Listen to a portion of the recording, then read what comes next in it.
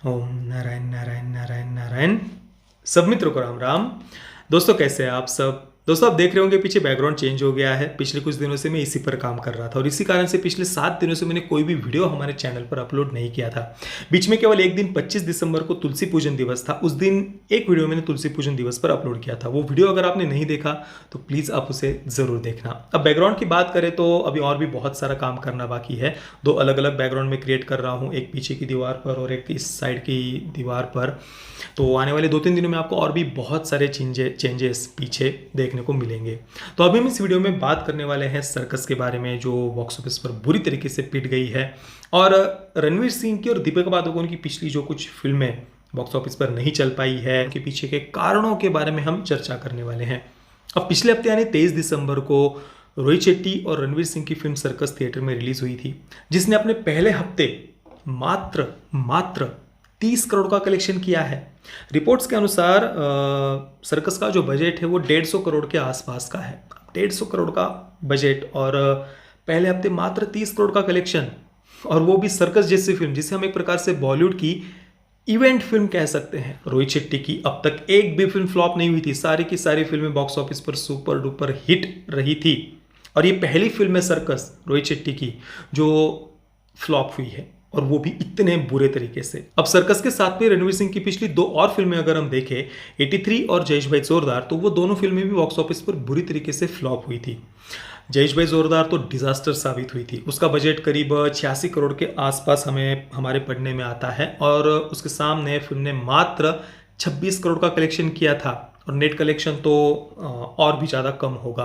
तो 83, उसके बाद में जयेश भाई जोरदार, और उसके बाद अभी सर्कस। और इन तीनों फिल्मों को अगर हम देखें तो ये तीनों की तीनों ही बहुत बड़े बैनर की, बड़े डायरेक्टर्स की फिल्में थी। 83 कबीर खान का नाम जुड़ा हुआ था जी, जिन्हें बॉलीवुड का एक प्रकार से सेलिब्रेटेड डायरेक्टर कहा जाता है।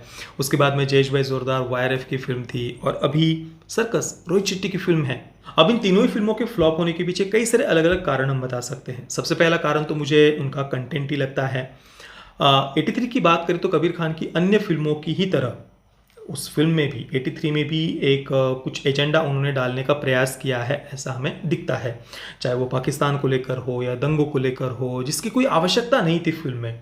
और ओवरऑल भी उन बातों के अलावा भी हम 83 की तरफ देखें तो कुछ कैरेक्टर डेवलपमेंट हो, या हमें उन खिलाड़ियों के जीवन के बारे में, परिवारों के बारे में, उनके स्ट्रगल के बारे में, उनकी कुछ बैक स्टोरी हमें पता चल रही हो, ऐसा कुछ भी नहीं था। ऐसा लग रहा था जैसे 83 के मैच का हम रिकैप देख रहे हो बड़े स्क्रीन पर। उसके बाद हम जयेश भाई जोरदार की तरफ देखें तो उसे तो मेरे अनुसार तो वो एक पूरी तरीके से एजेंडा ड्रिवन फिल्म ही उसे कहा जा सकता है। भारत के गाँव को बहुत ही गलत तरीके से उसमें स्टेरियोटाइप किया गया था, और भी बहुत सारी प्रॉब्लमेटिक बातें थी। आप मेरा जयेश भाई जोरदार का रिव्यू अवश्य देखना। तो ऑडियंस ने उसे पूरी तरीके से रिजेक्ट कर दिया था। और अभी सर्कस की बात करें तो भाई उसका कंटेंट सभी को पता है कि कुछ था ही नहीं फिल्म में, ना कहानी, ना हर प्रकार से फिल्म डिसअपॉइंटिंग ही थी। तो ये दो कारण तो हो गए इन फिल्मों के फ्लॉप होने के पीछे। एक तो खराब कंटेंट, और दूसरा कुछ एक विशिष्ट एजेंडा कुछ फिल्मों में हमें देखने को मिलता है। इसके बाद दूसरा और सबसे बड़ा कारण जो मुझे लगता है वो है बॉलीवुड से दर्शकों ने जो अपनी दूरी बना ली है। इसके अलावा इन फिल्मों के फ्लॉप होने के पीछे एक बहुत बड़ा रीजन जो मुझे लगता है वो है जो लीड एक्टर है उसकी पर्सनैलिटी, व्यक्तिमत्व। अब चाहे कोई इससे कितना भी डिसएग्री करे या मना करे, पर इस बात का प्रभाव पड़ता है। ये बात बहुत बहुत मायने रखती है। अब जैसे कि रणवीर सिंह की अगर हम बात करें तो उनका जो कुछ एक न्यूड फोटोशूट वगैरह, वो फोटोज़ वगैरह जो एक वायरल हुए थे सोशल मीडिया पर काफ़ी, अब इसका दर्शकों पर एक बहुत बड़ा गहरा प्रभाव हुआ है। चाहे इससे कोई कितना भी इग्नोर करे या मना करे, पर ये बातें प्रभाव डालती है दर्शकों पर। और विशेषतः जब आप एक मसाला फिल्में बना रहे होते, आप कोई आर्टिस्ट, कोई आर्ट हाउस फिल्म नहीं बना रहे, हाँ, जो जिनकी एक पर्टिकुलर विशिष्ट ऑडियंस है, जो अपने आप को बहुत वोक या लिबरल मानते हैं, आप केवल उनके लिए तो फिल्में नहीं बना रहे ना। आप सामान्य जनता के साथ में जुड़ना चाहते हैं, सामान्य जनता को थिएटर तक लाना चाहते हैं। तो ऐसे में उस एक्टर का जो व्यक्तिमत्व है, पर्सनैलिटी है, वो बात बहुत ज़्यादा मायने रखती है। और कई सारी ऐसी बातें हैं जिन्होंने दर्शकों पर एक बहुत बहुत नकारात्मक प्रभाव डाला है। अब देखिए 70, 80, 90 के दशक के भी कई सारे ऐसे एक्टर्स हैं जिन्होंने एक प्रकार से स्टारडम उस समय वो देखा था, पर वो पिछले 20 वर्षों में ऐसे किसी एक्टर को हम स्टार कहे, सेलिब्रिटी कहे, पिछले विशेषतः 10-15 वर्षों में जो नए नए एक्टर्स आए हैं उनमें से किसी ने भी वो स्टारडम नहीं देखा है। क्योंकि आजकल के जो एक्टर्स हैं उनमें वो सोशल मीडिया के कारण उन्होंने अपने आप को इतना ज़्यादा एक्सपोज कर दिया है, अपनी लाइफस्टाइल को, अपने विचारों को, जो भी कई सारे, चाहे वो कपड़े हो, लाइफस्टाइल हो, विचार हो, बातें हो, बात करने का ढंग हो, या कहाँ पर वो वैकेशन में जा रहे हैं या क्या किस प्रकार की लाइफस्टाइल, ये बातें बहुत ज़्यादा सोशल मीडिया के कारण लोगों के सामने आ गई है और उनको लेकर कुछ उत्सुकता भी लोगों में बिल्कुल भी नहीं रही है। ऐसा नहीं कि 70, 80, 90 के दशक के एक्टर्स कुछ बहुत बिल्कुल संतों जैसा जीवन जीते थे, ऐसी बात नहीं है, पर कहीं ना कहीं पर वो उतने ज़्यादा एक्सपोज नहीं थे और कुछ मात्रा में ही सही, पर वे कहीं ना कहीं पर स्ट्रगल करके वहाँ तक पहुँचे थे या ज़मीन से किसी न किसी प्रकार से जुड़े हुए थे। पर आजकल की जो नई जनरेशन हम देख रहे हैं वो पूरी तरीके से अपने ज़मीन से टूट चुकी है। सामान्य जनता हो, लोग हो, उनकी भावनाएं क्या है, ये बातें वो समझते ही नहीं हैं। अपना एक वोक और एक लिबरल एलिट माइंडसेट में जीते हैं। लोग कौन होते हैं हमें जज करने वाले, ये कौन होते हैं हमें जज करने वाले, समाज कौन होता है हमें जज करने वाला, बस छाती कूटेंगे लोगों के नाम से। भाई वो आपके ही ग्राहक हैं, आपके ही दर्शक हैं। और चाहे कोई कितना भी प्रोग्रेसिव लिबरल वगैरह बनने की बातें कर ले, पर जीवन में जो शालीनता, सच्चरित्रता होती है, वही बातें हमें लोगों के हृदय में एक प्रकार से स्थान देती है। और इसी कारण से चाहे एक्टर्स हो या कई सारे गायक भी आप देख लीजिए, 50, 60, 70, 80, 90 के दशक के, उन्होंने जो एक तपस्या की थी या जो परिश्रम किया था, कोई शॉर्ट टर्म सक्सेस के पीछे वे नहीं भागे, क्षणिक सुख के पीछे वे नहीं भागे थे। उन बातों की उन्हें कहीं ना कहीं किसी न किसी प्रकार से एक प्रकार से कद्र थी, जो आज की जनरेशन में हमें नहीं दिख रही, क्योंकि सोशल मीडिया के कारण एक बहुत ही जल्दी थोड़ी बहुत सक्सेस मिल जाता है। जैसे कि कई सारे आजकल रैप सॉन्ग्स भी हम देख रहे हैं, एक ही शब्द को 200-200 बार रिपीट कर देंगे और हो जाता है सॉन्ग पूरा, और 2-4 गाने वायरल भी हो जाते हैं, तो उन्हें लगता है कि हाँ भाई मिल गई सक्सेस। पर लॉन्ग टर्म की दृष्टि से अगर आप देखेंगे, दूरदृष्टि से अगर आप देखेंगे, तो लोगों के हृदय में कभी भी वो स्थान वो नहीं बना पाएंगे जो स्थान लता मंगेशकर जी ने बनाया था। उनके जीवन में जो सादगी थी, शालीनता थी, सच्चरित्रता थी, जो त्याग था, तपस्या थी, अभ्यास था, उसी से एक महान व्यक्तिमत्व का निर्माण होता है।